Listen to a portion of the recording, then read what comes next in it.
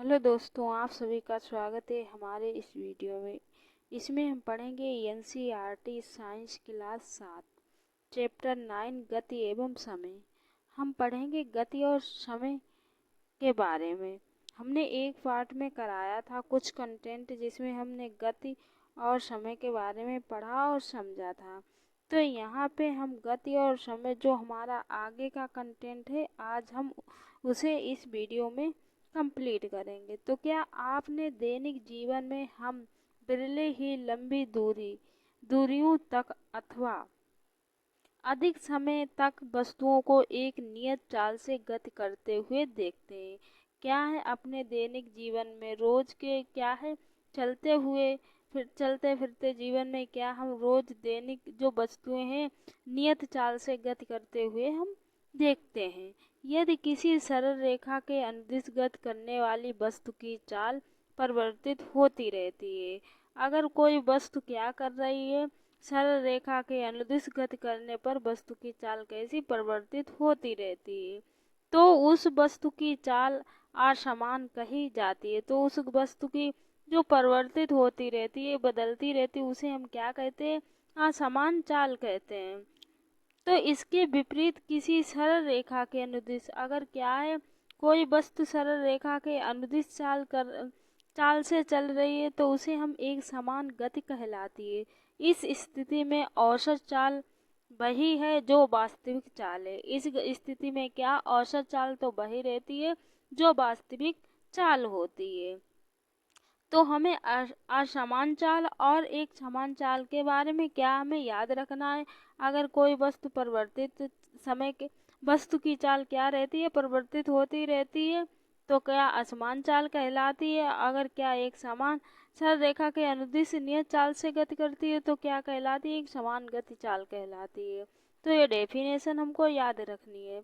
तो यदि हम किसी वस्तु द्वारा किसी निश्चित दूरी को तय करने में लगे समय को माप लें, क्या करें? यदि हम किसी वस्तु द्वारा किसी निश्चित दूरी को तय करने में लगे समय को क्या करें? माप लें, तो हम उस वस्तु की चाल ज्ञात कर सकते हैं। कक्षा 6 में आपने दूरी मापना सीखा था, परंतु हम समय कैसे मापते हैं, आइए पता लगाएं। क्या है, हम समय को कैसे मापते हैं, तो उसका हम पता लगाएंगे। तो समय की माप हम किस प्रकार करते हैं उसके बारे में पढ़ेंगे और समझेंगे। तो यदि आपके पास घड़ी नहीं है, यदि आप हैं तो आपके पास अगर घड़ी ना हो, तो आप ये कैसे निश्चित करेंगे कि अब क्या समय हो गया? तो आप अपने अनुमान से कैसे अनुमान लगा सकते हैं कि इस समय क्या हो रहा है? अगर कोई आपसे अचानक में पूछ दे कि इस समय क्या समय हो गया है, तो आप कैसे अपने अनुभव से बता सकते हैं? क्या कभी आपको ये जानने की उत्सुकता हुई कि हमारे बुजुर्ग किस प्रकार केवल छाया देखकर दिन के समय का अनुमान लगा लेते थे? जो हमारे बुजुर्ग लोग थे तो उनके समय में क्या थी, ये घड़ी नहीं उपयोग की जाती थी। तो वो जो छाया होती थी, छाया और सूर्य की किरणों को देख के क्या कर लेते थे? समय का अनुमान लगा लेते थे। हम यह माह के काल अंतराल को कैसे मापते हैं? हम एक वर्ष के काल अंतराल को कैसे मापते हैं? समय की माप से हमारा तात्पर्य काल और अंतराल की माप से है। बोलचाल में जब हम समय मापने के लिए किसी घड़ी के उपयोग के बारे में चर्चा करते हैं, क्या करते हैं? जो कोई घड़ी है उसके उपयोग करने के बारे में हम चर्चा करते हैं, तब हमारा अभिप्रेय काल अंतराल का मापन ही होता है। तो क्या होता है, उस समय हम अपने अभिप्राय जो काल होता है उसके अंतराल का क्या करते हैं? मापन ही करते हैं।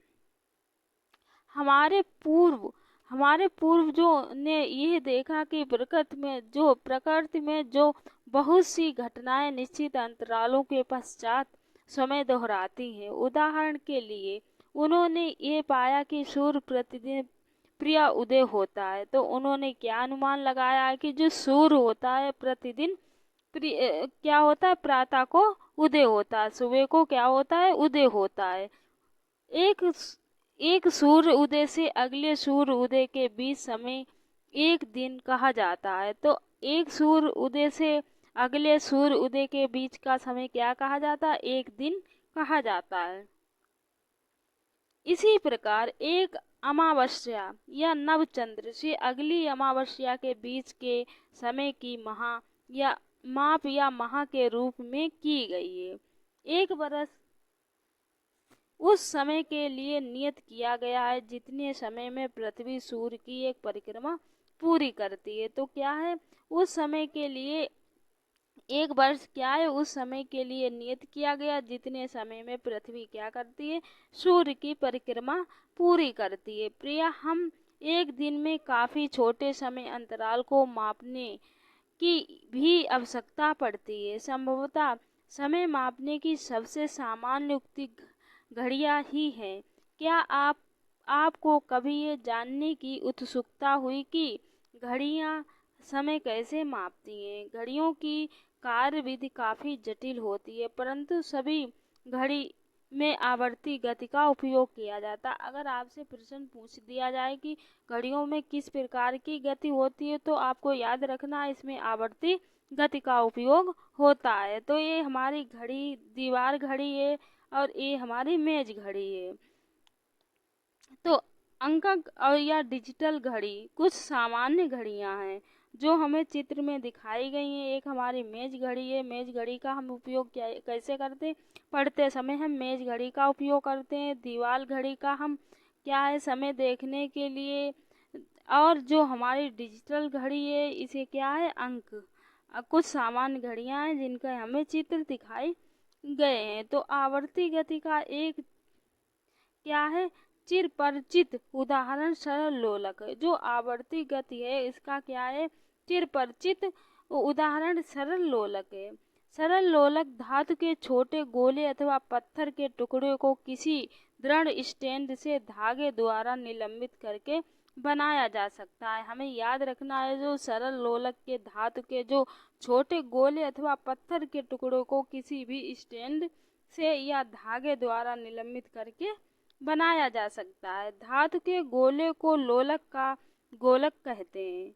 लोलक को अपनी माध्य स्थिति में विराम अवस्था में दर्शाया गया है। जब लोलक के गोले को धीरे से एक ओर से जाकर मुक्त करते हैं तो यह इधर उधर गति करना आरंभ कर देता है। सरल लोलक की ये गति आवर्ती अथवा दोलन गति का एक उदाहरण क्या है? जो सरल लोलक की गति है उसे हम क्या? आवर्ती गति अथवा दोलन गति का उदाहरण है। तो अब हम देख लेते, जब लोलक का गोलक अपनी माध्य स्थिति ओ से आरंभ करके ए तक, फिर ए से बी एवं बी से वापस ओ पर आता है। हमें याद रखना है क्या है? माध्य स्थिति ओ से आरंभ होता है, फिर क्या करता है? ए तक जाता है, फिर ए से आरंभ होता, फिर बी तक जाता और फिर बी से वापस कैसे? ओ पर आता है। तो यह कहा जाता है कि लोलक ने ये दोलन पूरा कर लिया है। तो क्या कहा जाता है कि जो लोलक है उसने अपना दोलन पूरा कर लिया है। एक दोलन क्या कर लिया है? पूरा कर लिया है। लोलक तब भी एक दोलन पूरा करता है जब उसका गोलक एक चरम स्थिति ए से दूसरी चरम स्थिति बी पर तथा बी से, अब इसमें हम देख लेते हैं। एक हमें क्या दिया गया? एक सरल लोलक दिया गया है। ये हमारा क्या है? सरल दोलक है। क्या है? सरल लोलक है। और दोलन करते सरल लोलक के गोलक की विभिन्न स्थितियां, तो इनको हम देख लेते। ए से क्या है? हमारा ओ से ए पर जाता है, ए से बी पर, बी से फिर वापस होके हमारा कहाँ आता है? पहले हमारा ओ से प्रारंभ होता है, फिर हमारा ए पे जाता है, ए से बी पर, बी से डायरेक्ट क्या उल्टा हमारा ओ पे आता है। तो इसे क्या कहते हैं? एक लोलक। एक इसका पूरा आवर्ती दोलन कंप्लीट हो जाता है। आगे हम देखते हैं, आगे हमें क्या दिया गया? वापस ए पर आ जाता है। सरल लोलक एक दोलन पूरा करने में जितना समय लगता है उसी को हम क्या कहते हैं? लोलक का आवर्तकाल कहते हैं।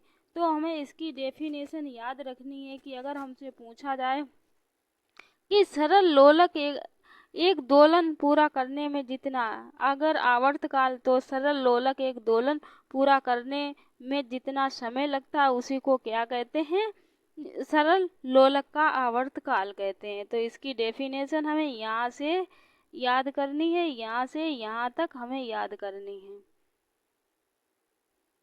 यहाँ से यहाँ तक हमारी आवर्तकाल की डेफिनेशन है। आगे हम देखते हैं आगे हमारा क्या दिया गया है। आगे क्रियाकलाप दिया गया 9.2। लगभग 1 मीटर लंबा धागा अथवा डोरी लेकर चित्र में दर्शाए अनुसार एक सरल लोलक बनाएं। यदि पास में कोई पंखा चल रहा है तो उसे बंद कीजिए। अगर आपको क्या करना है, 1 मीटर लंबा धागा अथवा डोरी लेकर चित्र में दर्शाए अनुसार एक सरल लोलक बनाएं। यदि पास में कोई पंखा चल रहा है तो उसे क्या कर दें, बंद कर दें। लोलक में गोलक को अपनी माध्य स्थिति पर विराम में आने दीजिए। गोलक के नीचे फर्श पर अथवा इसके पीछे दीवार पर उसकी माध्य स्थिति को एक चिन्ह द्वारा अंकित कीजिए। तो लोलक का आवर्तकाल मापने के लिए हमें विराम घड़ी की आवश्यकता होगी। अगर क्या कर रहे हैं हम, लोलक का आवर्तकाल माप रहे हैं तो हमें एक विराम घड़ी की आवश्यकता होगी। यदि विराम घड़ी उपलब्ध नहीं है तो मेज घड़ी अथवा कलाई घड़ी उपयोग कर सकते हैं। अगर क्या एक विराम घड़ी नहीं उपलब्ध है तो हमें मेज घड़ी अथवा जो कलाई में बांधते हैं घड़ी का उपयोग कर सकते हैं। लोलक को गति में लाने के लिए गोलक को पकड़िए। लोलक को क्या करना है, हमें विराम में आने के लिए क्या करना है, उसे पकड़िए और उसे धीमे से एक ओर से ले जाइए। यदि सुनिश्चित कीजिए कि जब आप गोलक को विराम अवस्था विस्थापित कर रहे हो तो इसे बंधी डोरी तनी हुई हो। अब लोलक को विस्थापित स्थिति में मुक्त कीजिए। ध्यान रखिए जो गोलक को छोड़ते समय इसे धक्का नहीं लगना चाहिए। अगर आप क्या कर रहे हैं, गोलक को छोड़ रहे हैं तो आपको ध्यान रखना है कि उसमें कोई धक्का नहीं लगना चाहिए। जिस समय गोलक अपनी माध्य स्थिति पर है उस समय घड़ी का समय नोट कीजिए। माध्य स्थिति की बजाय आप उस स्थिति से भी समय नोट करना या आरंभ कर सकते हैं। जब गोलक अपनी किसी एक चरम स्थिति पर है तो लोलक द्वारा 20 दोलन पूरा करने में लगा समय मापिए। सारणी जो 9.2 में आपने प्रक्षेपण लिखी है और इसमें दिया गया प्रक्षेपण केवल एक नमूना है। आपके प्रक्षेपण जिसमें भिन्न हो सकते हैं। इस क्रियाकलाप को 3-4 बार दोहराइए और अपने प्रक्षेपण सारणी में लिखिए। 20 दोलनों को पूरा करने में लगे समय को क्या करना है, 20 से भाग देकर दोलन में लगा गया समय लोलक का आवर्त काल प्राप्त होता है। तो 20 दोलनों को पूरा करने में जो भी समय आपको क्या करना है, 20 दोलनों को पूरा करना है, जो भी क्या उसका समय निकलता है उसमें हमें क्या करना है, 20 से भाग देना है। तो इसका क्या है, आवर्तकाल प्राप्त हो जाता है। तो आपको क्या इसमें दिया गया है 9.2 सारणी में सरल लोलक का आवर्तकाल दिया गया और डोरी की लंबाई 100 सेंटीमीटर दी गई है। तो इसमें समय कितना 42 दिया गया। इसमें क्या करना है, हमें 20 से भाग देना, हमारा कितना 2.1 आंसर आएगा। आगे हम देख लेते हैं क्या आपको लोलक का आवर्तकाल हर बार लगभग समान आता है। तो ध्यान रखिए आरंभिक विस्थापन में थोड़ा परिवर्तन आपके लोलक के आवर्तकाल को प्रभावित नहीं करता है। आजकल अधिकांश घड़ियों में 1 या 2 सेल वाले विद्युत परिवर्तन होते हैं। इन घड़ियों को क्वार्ट्ज घड़ी कहते हैं। इनके द्वारा मापा गया समय पहले उपलब्ध घड़ियों द्वारा मापे गए समय से अधिक अर्थात होता है। तो समय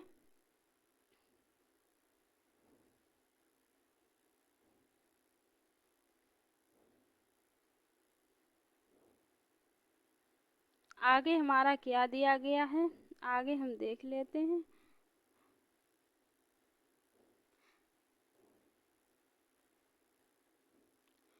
समय तथा चाल के मात्रक, हमें क्या पढ़ना है, समय और चाल के मात्रकों के बारे में।